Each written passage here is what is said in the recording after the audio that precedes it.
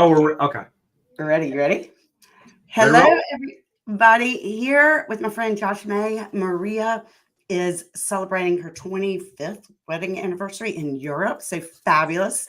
Sorry she's not here with us, but today we are going to be talking about buyer consultation and showing houses and ways to make you stand out well above your competition with buyers so that they want to work with you and they need you. Yes, it's all about gaining trust and what is our value proposition. And Jennifer, I'm just going to apologize for anybody that's watching this right now, just because I told Jennifer I was having some computer difficulties with my setup here today. Oh. So hopefully I'm going to try to look everybody in the eye, but it's a little tricky. But anyway, so with all the noise out there, this is a great conversation, because with all the noise out there about industry changes. I was talking to my team this morning and I said, let's consider this the great separation. The great separation of agents that are going to take this serious, double down, and be incredible professionals versus agents that maybe aren't going to buy into the changes. That's right. And I really believe that there is going to be a separation between industry pros versus people that just want to continue to be average. And so today's theme is going to be the great separation when gaining buyers' trust and truly showing your value as a professional. That's right. So what I thought we would do is, what do you think about just kind of taking this in a chronological order? Because you know that's the way my brain works. And I appreciate that. And keep me focused. So I put together a list. In fact, in preparation of this call, I put together this document that really outlines things agents need to think about from start to finish on how you are going to gain someone's trust. So when you get to the conversation of buyer representation and agency relationships, are you going to feel comfortable explaining that without anybody knowing what you do, or are you going to be incredibly detailed at showing your value? That's right. And that's what we want to push people today, is maybe everybody needs to sit back and say, hey, maybe I need to revamp all of my marketing material to reflect how many things that I actually do to represent a buyer. Yeah, that is a good point. We've spent the last 3 months doing the same, just putting it in writing, really taking it to the next level and diving deep on what we do. Right. So let's kind of start with, I'm just kind of run through this and then you can jump in and give me some of your opinions on how you guys are handling this. Let's do it.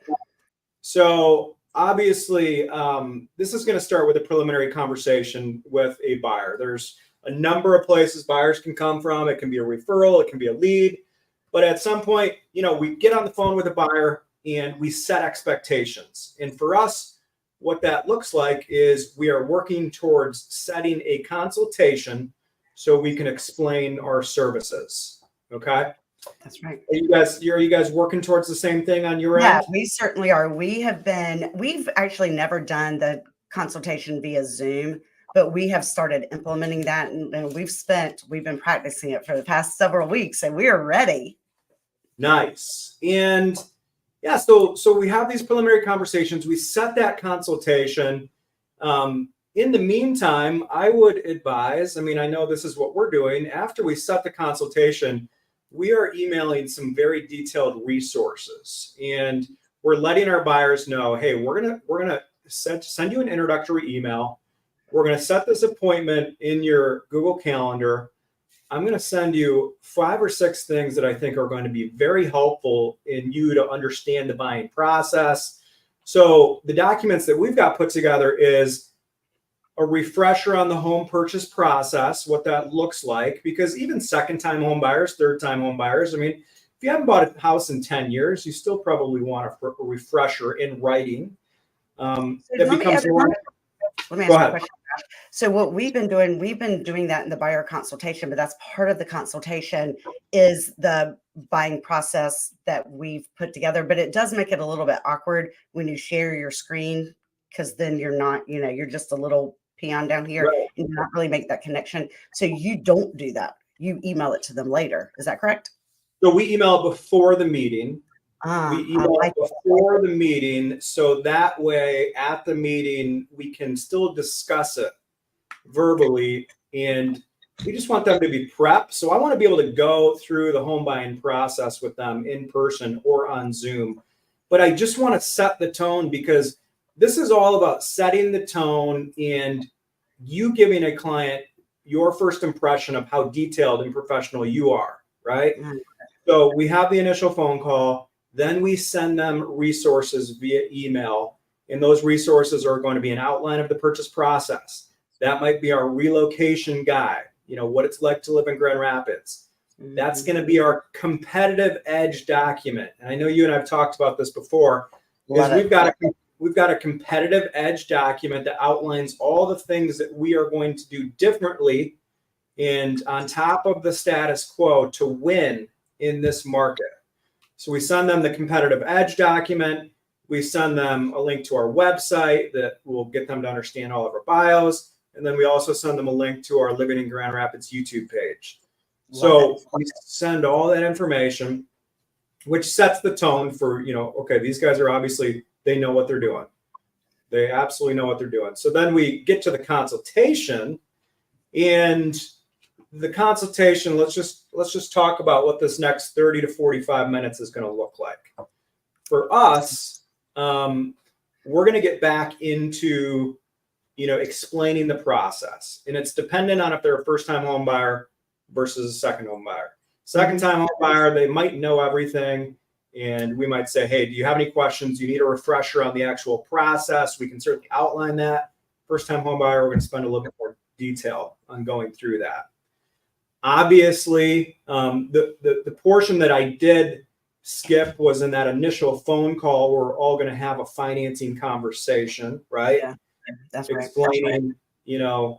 Have you thought about financing? Have you talked to some lenders? We want to help you be prepared for this. And then if they need help with that, we're going to be introducing them to lenders in our introductory email, right? Part of that buyer consultation, that's where we show a lot of our value too, is that we go in and we go through and we say, like, some of the things that I do, I'm born and raised in Wilmington. I am a huge resource for house buying, but not only for house buying. Most of our people are moving in from out of state. Like you want to know schools, you want to know shopping, you want to know doctors, you want to know painters.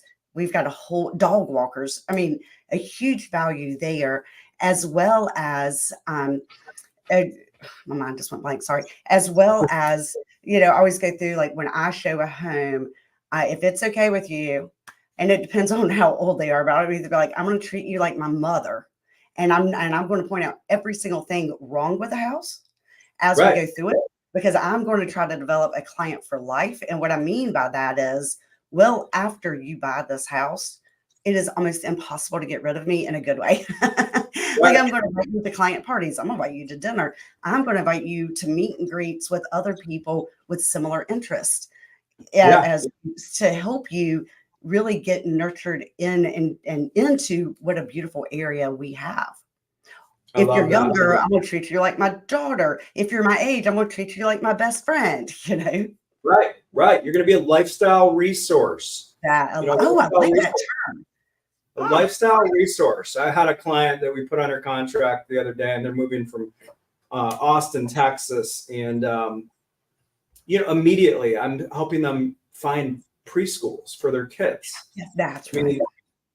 They don't know the area. I know the area like the back of my hand. We got to think outside of the box to, like, how to really provide people with value. And I love what you said about showings, because that was also the next thing I wanted to touch on is. Well, we're going into a consultation, so that's what. But go ahead, yeah. No, Jennifer. I mean to say that I think it's perfect to bring in up in the consultation, because we have to remember all of this is meant to build trust in order for them, a buyer, to, one, be okay working with you. 2, be okay signing a buyer agency contract. And 3, be excited that you are going to bring so much value to them that they have no doubt that this is what they should be doing. And we've got to address some of this in that buyer's consultation. And where you were going with the showing a home, we actually bring that up in our consultation because we want buyers to think about it at a different level. If we talk about what showing a home looks like in the consultation, we'll explain it. We'll say, listen, here's what a showing looks like, because first-time home buyers don't know. We don't want to just be door openers, right? The door openers are the ones that are going to lose with all these changes. So we want to outline, let's take you through what a showing looks like. We're going to meet at the house. We're going to do a walk around the house first. We're going to check the foundation for you. We're going to check the grading for you. We're going to check the condition of the driveway. We're going to check the condition of the chimney, the roof, anything you can think of from an exterior perspective. Now, eventually you're going to touch on things that the buyer was absolutely not thinking about. Most buyers aren't thinking about the condition of a driveway and how expensive that can be. That can be a $20,000 expense. And see, for us, I always look at, we have moisture in crawl spaces. We're a warm, moist, sandy climate, right? Yeah. So moisture in crawl spaces are very, very, very common, and they too can be a very expensive fix. So I look at the condition of the floors, and a lot of times the condition of the floors indicate if there's potential water in the crawl space. Right. I couldn't agree with you more. And that goes into the interior portion of the spec of the showing also. Like when you're opening the door, are you looking at the condition of the floors? Are you looking at cosmetics? Are you looking at electrical, plumbing? Oh, I'm not sure. You're getting a little kickback. Yeah, it is. And I think it's my microphone. I'm trying to figure out what I'm doing wrong. I'm sorry. That's okay. Doesn't bother me. Maybe a little bit. It's bothering me too. Okay. Okay, we're good. I think. We good now? Yeah. Okay. So name of the game, building trust. I promise you will build trust, not being a door opener and walking through a house and explaining how the home was built. Is it a steel beam versus wood beam? Poured foundation versus block foundation? Electrical, is there knob and tube? We live in a historical area. Is there knob and tube in the rafters in the basement? We're talking about electrical here. Age of the furnace, age of the water heater. Are we showing up with seller's disclosure statements? We have to wow people during that process. And you have an opportunity to tell them what you do during that consultation, is what I'm saying. Yeah, absolutely. 100%. And something you said triggered it. And I didn't want to interrupt you. Now I forgot it. Keep talking and I'll think about it in a second. Sorry. So also what I bring to a showing, I make a whole binder for them, right? So the very beginning of it, it kind of goes through some of our preferred lenders, attorneys, home inspectors, insurance agents, all of that. And then as you go deep into it, each tab is everything I could find about the home. So it is the MLS report. And I do the private version so I'm just disclosing everything. I do the residential property disclosure if it's in there, the floor plan. I do tax records. I do whatever I can get my hands on for each home. It really doesn't take me very long. And then behind that is a feedback report. So I show up, I give them this book and I give them a pen. And I encourage that they take their notes so that when they are, as they go through it, because you show 4 or 5 houses, by house number 2 or 3, you've forgotten what you liked about house number 1. So I encourage them to take notes on that as well. And then by house 2, I'm saying on a scale of 1 to 5, how do you rate this home? Right. And I'm doing it through every single house. And why I do that is so that the buyer can help organize them in their thoughts. And if they say, well, this one's a 4, the last one was a 2, what makes this one a 4? Right. That I can hone in on what exactly it is that they're looking for so I can best help them too. I love that. And I think there is something we need to be aware of as agents. I get it. There is people that maybe just want to work off their phone. Maybe they're very technology based. I do think as realtors, we need to be careful to not show up and make it appear that we're not actually prepared for the showing, right? And that's a really good point, because I mean, I give them a book, and I've only had one person say, you shouldn't kill so many trees. And I 100% agree with that. But I will tell you, 99.9% of my people are coming in here from out of town. They're staying in a hotel. They go back to the hotel and they call me the next day and they're like, holy cow, I love this book, because they're able to really tangible evidence of all the time I've put into it, but also they're able to go back and deep dive on all the information I've provided. And I think that's really important. And I think if you do too much on your phone, I actually got fired from a client about 15. So I've been in this is 17 years, and this was 15 years ago. And I wasn't actually texting, but I was doing something on my phone, and I got fired because she said I was not paying 100% attention to her. So now when I show up, I use my phone to get into the homes, because that is how we have to get into them. But I put my phone away. I put my phone on the kitchen table and I walk through the house, and I'm giving them 100% of my attention. I love it. That's a great note for everybody to take, because I couldn't agree with you more. Sometimes I'm on my phone. Your phone is very small, and I'm looking for information. I can't find it. So I'm not focused on my client. I'm like, where's this disclosure? How do I find this attachment? And you're caught up and you lose track of what you're supposed to be doing, is building rapport and gaining trust with your client. So really, really important note there. The other thing that we need to talk about during that offer consultation is, or not the offer consultation, the buyer's consultation, is how you're going to win for your clients. What the market conditions look like. What are the latest and greatest cutting edge offer techniques? We want our buyers to be prepared for this mentally. And we want to show them examples of why we are the best, how we won in this situation, how we give them the competitive edge, right? So that's important. You want to talk about the closing process. You want to talk about how you're going to be, like Jennifer, you touched on this, how you're going to be assisting them with renovations, how you're going to be assisting them with relocating to Wilmington. All of the resources that you are going to help them with for the rest of their life is, again, building this trust. And after you've explained the entire process to them, they've seen how detailed you are from all the resources that you've sent. They see how you're communicating with them.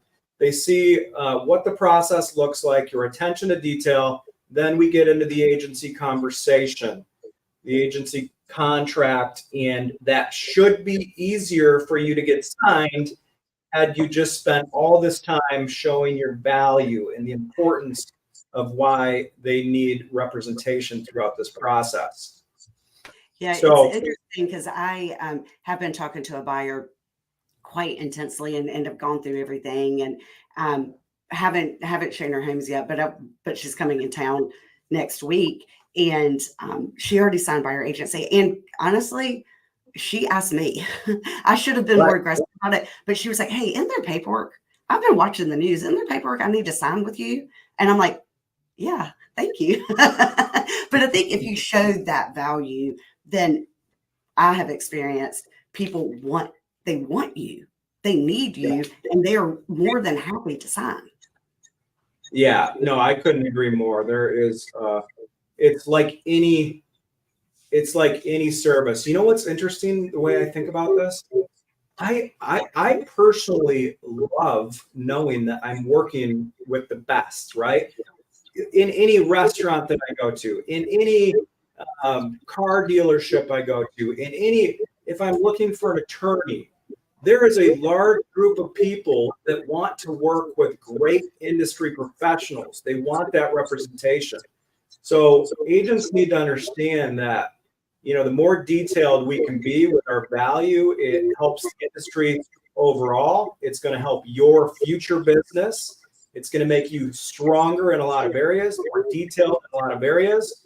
And this is all meant to lead the industry. And this conversation is all about gaining trust out there in the industry so we can continue to move forward with our buyers in this changing market.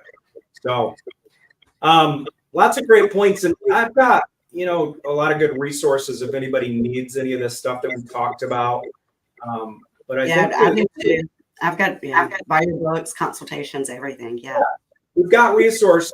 And I would say that the one thing I want to challenge everybody with right now is go through your entire process from A to Z, from the first time you talk to somebody to a year down the road, and go map out that entire process, every single detail, and ask yourself, am I providing enough value? And if not, let's add some things. But you've got to have everything organized right now so we can show that value. That's right. And I think that's the important part is if you have it in front of you and something tangible that you can either email them or hand them or something to show what exactly you do. Right. All right. So that's a great chat today. Yes. And next week, please stay tuned to next Thursday at 10:30 because we're going to talk about creative lead prospecting. Creative lead sources, how to think outside the box. That's right. Yeah. How to think outside the box to attack some unique lead opportunities is what we're going to focus on. Thank you. All right. Have a great day, all. You too. I'll see you next week, Josh. Okay.